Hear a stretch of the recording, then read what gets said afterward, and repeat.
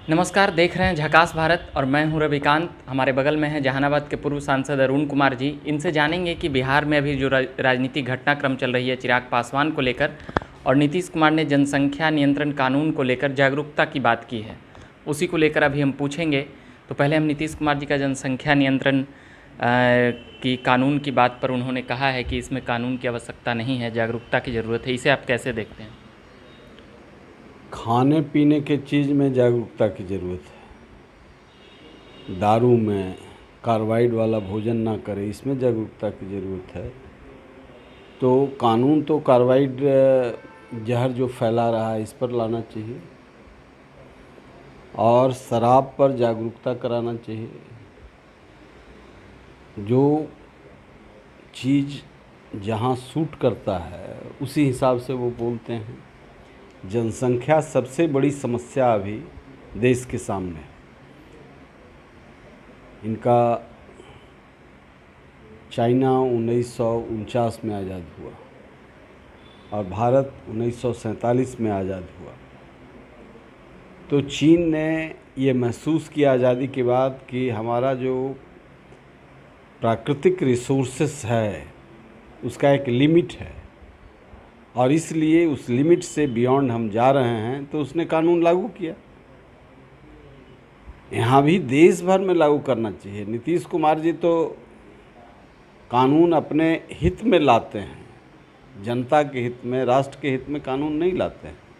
ऐसा कानून लाते हैं जिसमें भ्रष्टाचार भी लिप्त हो और भ्रष्टाचार युक्त हो, और उससे उनके इर्द गिर्द वाले लोग उसका लाभ लें। जैसे शराब में कानून लाया उन्होंने, इसमें कानून लाने की ज़रूरत नहीं थी, इसमें जागरूकता की ज़रूरत थी। तो जब जागरूकता की ज़रूरत थी तो हर पंचायत में उन्होंने शराब का दुकान खोल दी, और शराब का जब दुकान खोल दिया तो गांधी जी का पंचायत भवन में भी दारू बिकने लगा। बाद में उनको एक फाइन मॉर्निंग ऐसा स्वप्न हुआ कि दारू बेचने से मेरा नाम नहीं होगा, दारू बेचने से काम नहीं चलेगा, गांधी बन जाते हैं। तो उन्होंने कानून ला दिया, अब दारू और तेज हो गया। कानून आया, दारू तेज हो गया। इसलिए इंटेंशन इनका सिर्फ है वोट के हिसाब से बोलते हैं, नफ़ा घटा उसी से जोड़ते हैं। वोट के लिए ही राजनीति करते हैं, जनता के लिए राजनीति नहीं करते हैं। जी, ये जिस प्रकार से अभी बयान आया है, तो अब जैसे कि बीजेपी से इनका कहा जा रहा है कि कहीं ना कहीं जोड़ कर के जब भी इनका बीजेपी से मन भरता है या मन उगता है तो ये बयान इधर उधर देने लगते हैं। देखिए, ये बीजेपी और राजद और कांग्रेस का विषय नहीं है, जेडीयू का। यह विषय राष्ट्र के अस्तित्व के सवाल के लिए है। ये गरीबों की रक्षा का सवाल है।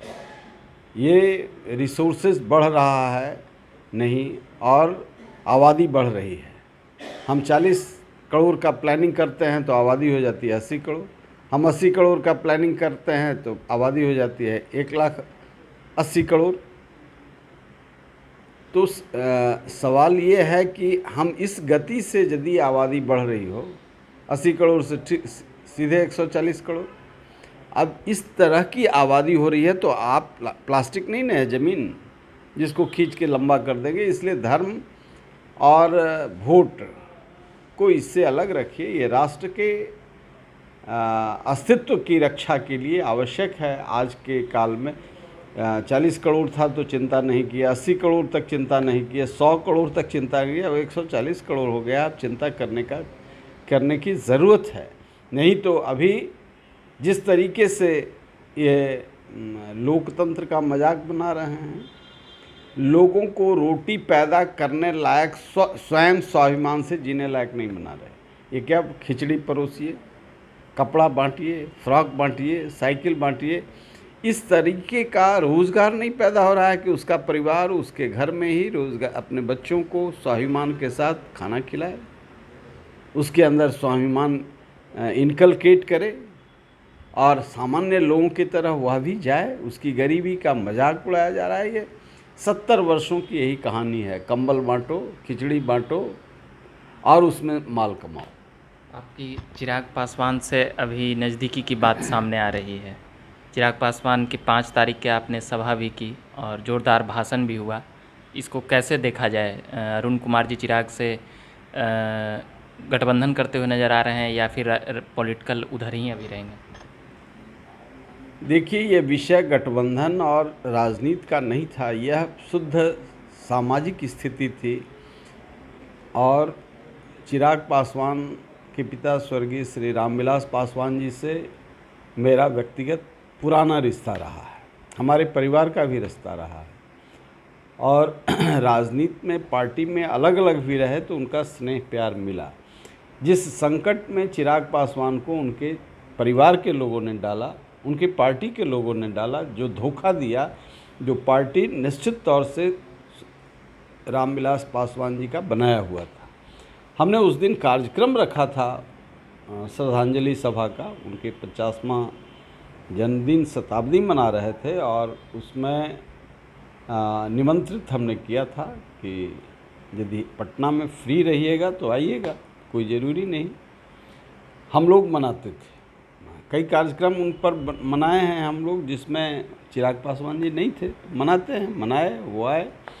ये बात ज़रूर है कि जिस तरीके से उनके साथ व्यवहार हुआ उसमें हमने नौजवान होनहार जो कल का भविष्य है उसको ये लोग अभिमन्युबद्ध करने की कोशिश की, तो हम उसमें आत्मबल दिया कि ये वो युग नहीं है जहाँ तुम अपना हिम्मत हारो। ये सब जयद्रथ जो हैं दुर्योधन, इनका हिसाब किताब करने के लिए आत्मबल को मजबूत करो। और हम चिराग ये कहते हुए नजर आए कि हमने हमारे एक चाचा छोड़ कर गए तो हमें ये चाचा मिल गया।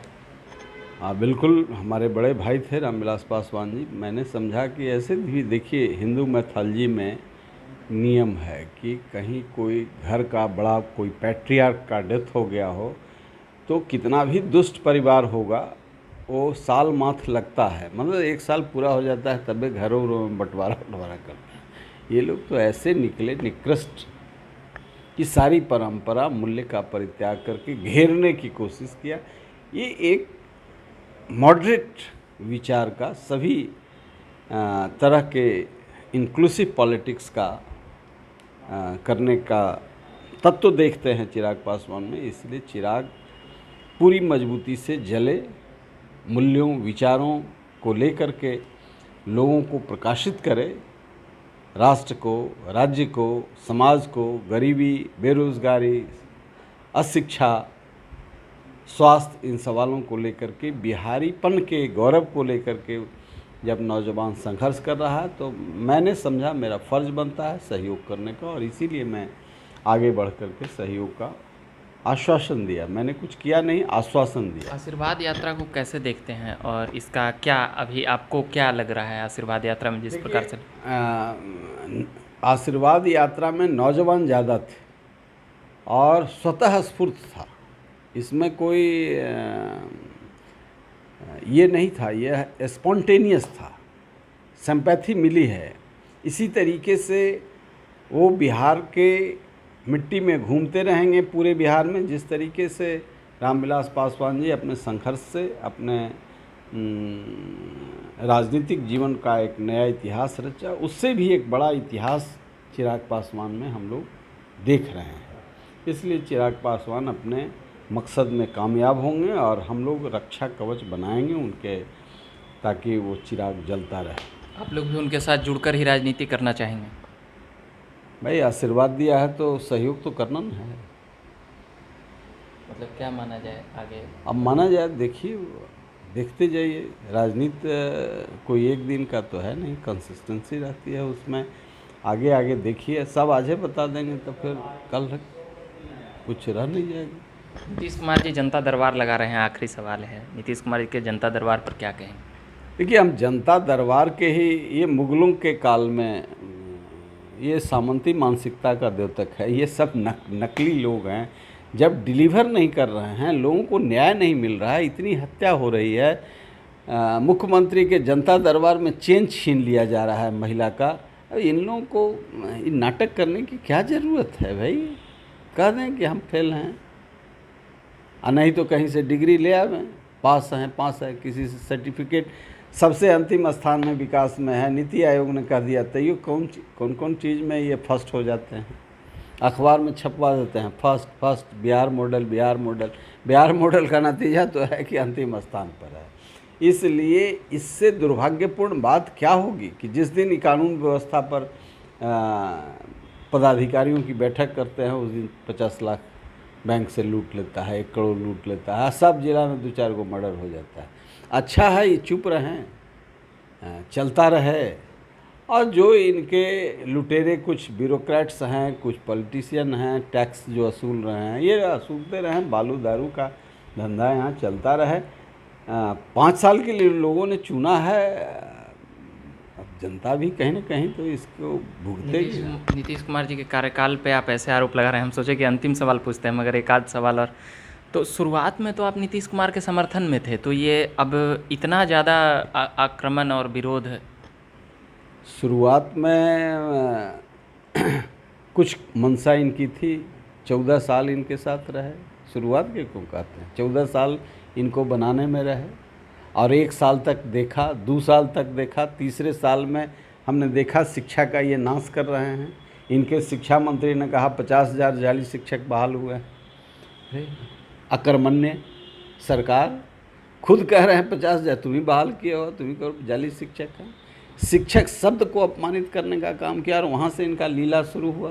तो आपने विरोध कब से शुरू कर दिया? 2 साल के अंदर, यानी 2005 में मुख्यमंत्री बने, 2006 7 में बताने का काम किया। विरोध तो कोई सही चीज़ बताए तो समझे।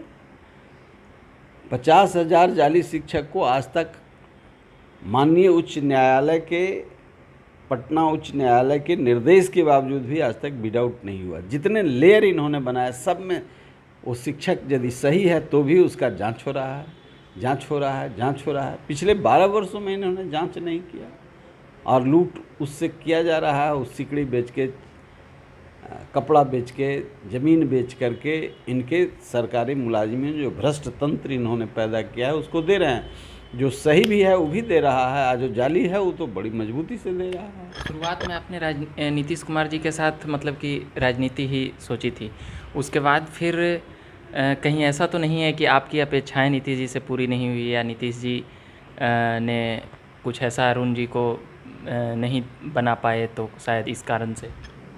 नीतीश जी से मेरी अपेक्षाएं इतनी ही थी कि हमने लोगों को कहा था कि बेस्ट एजुकेशन देंगे। मंत्री बनने की आपकी कोई चाहत नहीं थी? जी ना, कभी नहीं कहें, वो कभी नहीं कहा। हमने लोगों को मंत्री बनवाया। किन लोगों को बनवाया? अब वो नीतीश जी से पूछिए। मंत्री बनवाया, हम कहते अपने लिए उसी समय कहते, बना देते आप।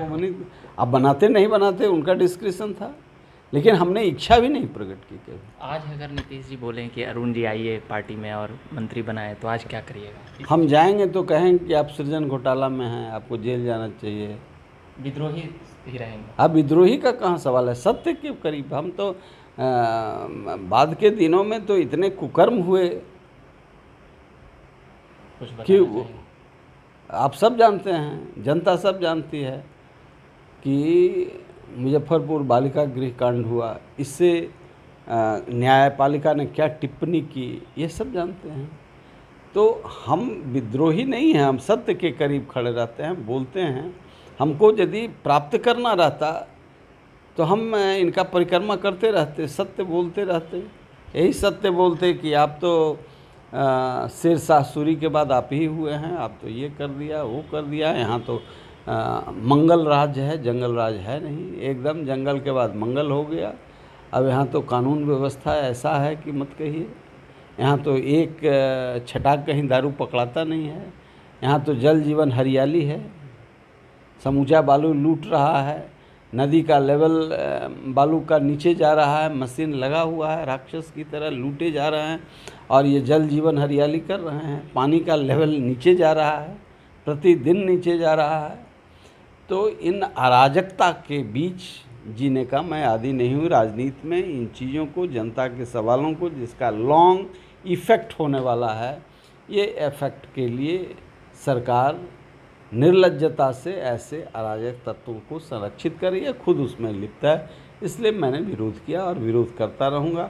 हो सकता है कि मैं अपने लक्ष्य में ना पहुँचूँ, लेकिन मुझे बिल्कुल प्रसन्नता होगी कि मैं इन लुटेरों के साथ नहीं हूँ। आप अभी मध्यावधि चुनाव की बातें आ रही है अरुण जी, हमें अचानक याद आ जा रहा है, जैसे जैसे बात कर रहे हैं तो सवाल याद आ जा रहा है।